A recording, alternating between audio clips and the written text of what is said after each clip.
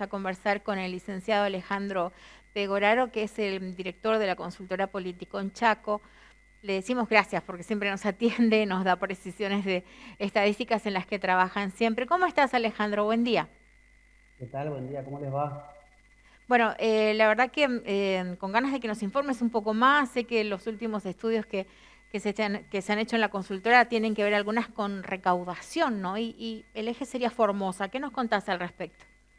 Sí, exactamente. Bueno, nosotros desde hace un buen tiempo venimos haciendo un seguimiento mes a mes de la situación de las recaudaciones provinciales para ver de qué manera justamente se está moviendo la cuestión impositiva en las provincias y también nos da eso un indicador de una aproximación a la actividad económica también, porque, bueno, por supuesto que gran parte de la recaudación viene a partir de una mayor o menor actividad económica en las provincias.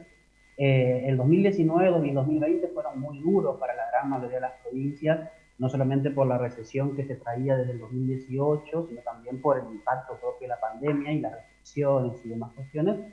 Pero ahora en el 2020 se está viendo que hay provincias con una importante aceleración en el crecimiento de la recaudación y en marzo particularmente hubo muchas provincias que tuvieron récord en crecimiento cuando hacemos la comparación porcentual, que se debe en parte al propio crecimiento de la actividad que viene siendo bastante leve pero sostenida, que es muy importante, y también a los rebotes, como le decimos, cuando comparamos con un mes del año pasado, por ejemplo marzo, en donde se operó únicamente durante 15 días. Recordémosle a la gente, ¿no?, que en marzo del 2020, a partir de mitad de marzo, habían iniciado las restricciones. Entonces, por lo tanto, la comparación está afectada por ese motivo, porque en marzo del 2020 prácticamente la mitad del mes estuvo cerrado por todos lados, ¿no?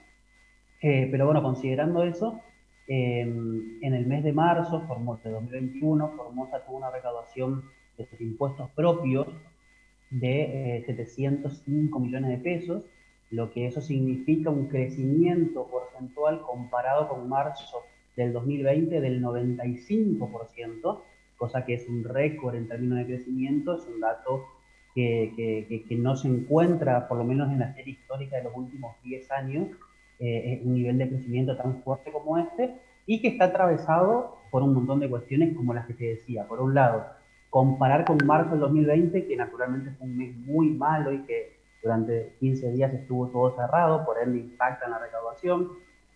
También está influida por, como te decía también antes, un moderado pero sostenido crecimiento de la actividad, es decir, hay cada vez más sectores trabajando, algunos sectores están empezando a recomponer su actividad y eso por supuesto que impacta en la recaudación. También hay un factor que no es menos importante que tiene que ver con el calendario impositivo, es decir, durante la pandemia muchas provincias decidieron posponer vencimiento de los impuestos, por ejemplo ingreso bruto, por ejemplo sellos, como por ejemplo las deudas acumuladas por los contribuyentes en cuestiones, por ejemplo, de patentes y demás. Entonces, empezó también en marzo, en febrero, marzo de este año, a volver a establecerse vencimientos nuevos de esos impuestos y eso naturalmente también nutre a la recaudación. En el caso formoseño, volviendo específicamente a marzo, es muy importante un crecimiento no solamente de esta magnitud, sino el hecho de que hace 6 meses ya consecutivos, Formosa viene mostrando crecimiento de su recaudación por encima de la inflación, lo que de alguna manera le da un aire muy fuerte, ¿no? Un alivio a la caja provincial que durante, como te decía, durante el 2000, gran parte de 2020 y 2019 había tenido caídas sistemáticamente cuando comparamos acá la inflación, y eso por supuesto que, bueno, nutre la caja provincial para hacer frente al gasto presupuestario que tenga asignado el gobierno y, bueno, a todas las prioridades de gestión que tengan, ¿no? Claro. En lo que se relaciona, ¿no?, con la manera en la cual ustedes están trabajando, realizando todos estos informes, si podés o sea, profundizar un poquito la conclusión a la que se llega, ¿se mejora cuando se habla de cómo se recauda ahora o estamos ahí nomás? No, no, no, la mejora es evidente, Sí. tanto en Formosa como en la gran mayoría de las provincias argentinas, particularmente las provincias del norte. y las provincias, por ejemplo, de la Patagonia están como un poquito más atrasadas todavía, por diferentes motivos que son propios de esa región. La mejora es evidente, como te decía, en todos lados. Ahora, la cuestión que hay que analizar, que ahí sí hay que ir caso por caso, es si la mejora es sostenida, el crecimiento es sostenido y por ende uno puede afirmar que lo que existe es una verdadera recuperación de la actividad económica y por ende su consecuente impacto en la recaudación provincial, o si se trata de hechos aislados, sobre todo en el mes de marzo, como te decía, por el hecho justamente de esta comparación contra el año pasado, cuando marzo solamente se trabajó durante medio mes.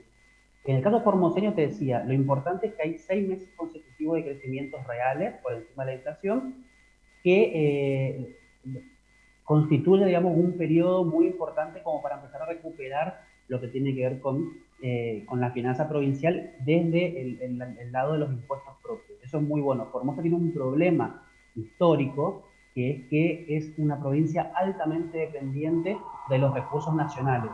De hecho, del total de los ingresos que tiene la provincia en el año, aproximadamente entre el 90 y el 92% del total de los recursos que recibe la provincia son de origen nacional.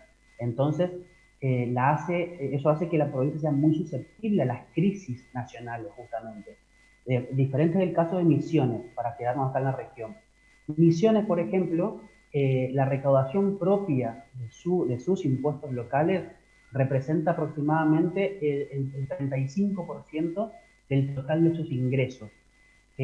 ¿Por qué? Porque tiene una actividad económica más fuerte, más consolidada, el mercado es más grande. De hecho, Misiones viene liderando el incremento de la recaudación durante el último año, con crecimientos mes a mes por encima del 100%. Es un fenómeno muy particular para analizarlo. Eh, pero históricamente tuvo una base recaudatoria propia muy fuerte. Entonces, cuando hay crisis nacionales que impactan, por ejemplo, en la recaudación del IVA, en la recaudación del impuesto a las ganancias, en la recaudación del impuesto a los combustibles, que son impuestos que son muy susceptibles al consumo, eso naturalmente le afecta menos a Misiones que a Formosa particularmente. Y después tenemos casos, como te decía, de hechos aislados de marzo, por ejemplo, Catamarca mostró un crecimiento de su recaudación en marzo del 102%. La Rioja creció 106%. Jujuy creció 100,8%. Eh, Son los casos que te decía del norte, ¿no? Que en el norte te una aceleración un poco más marcada. En la gran mayoría de estos últimos casos que te mencioné, ese crecimiento es más un rebote respecto del 2020, justamente por haber sido un marzo muy malo el del 2020, más que un proceso de recuperación ya con varios meses de consolidación, digamos. O sea, esas son las diferencias en términos generales. Para resumirte, dentro del NEA, sobre todo, Misiones y Formosa están mostrando un camino de recuperación bastante consolidado, Misiones sacándole 10 cabezas de ventaja al resto, y Formosa ahí queriendo terminar de robustecer este proceso de recuperación, y Chaco viene bastante más atrasado en ese sentido y no logra todavía mostrar resultados bastante positivos. Corrientes no lo tomamos en análisis porque Corrientes no publica datos de recaudación propia, entonces directamente no lo contamos en análisis porque al no disponer de datos, cualquier proyección que hagamos podría estar susceptible de tener errores, ¿no? Claro. Bueno, tenemos que cerrar, Alejandro, pero por ahí una picardía no preguntarte cómo está la situación en Chaco. Hay conciencia, podríamos decir, de los vecinos ahí para cuidarse de lo que vos ves, ¿no? De estos análisis que uno hace de manera particular, ¿no? Cuando está viviendo en la zona. Sí, no, en términos generales, en la ciudad de Resistencia, sobre todo, pareciera ser que ya nada más ocurre, ¿no? La gente no tiene, como recién decíamos para el aire, no tiene ni temor, ni miedo, ni conciencia. La realidad es que si bien uno por la calle, por supuesto, camina y observa la gente con barbijo, o entra a los comercios y hay alcohol en gel en el ingreso y demás cuestiones, la realidad es que la mayor parte de las restricciones que están en vigencia no se cumplen. Después de las 22 horas, en teoría, ya nadie puede circular y se circula igual. La cuestión del distanciamiento en algún tipo de lugares en particular, ya sea comercial o ya sea de otra índole, la realidad es que en muchos lugares no se respeta. Pareciera ser que la gente tiene una mezcla entre ya cansancio y agotamiento por un lado y un dejo de inconsciencia lamentablemente también por otro. Así que eso ocurre a nivel social. Las estadísticas sanitarias muestran de que todavía estamos en una situación de riesgo importante. Entonces, se especula que mañana viernes el gobernador dé anuncios nuevos y bueno, ahí conoceremos si se avanzará en algunas restricciones todavía más fuertes o si continuaremos más o menos como estamos ahora.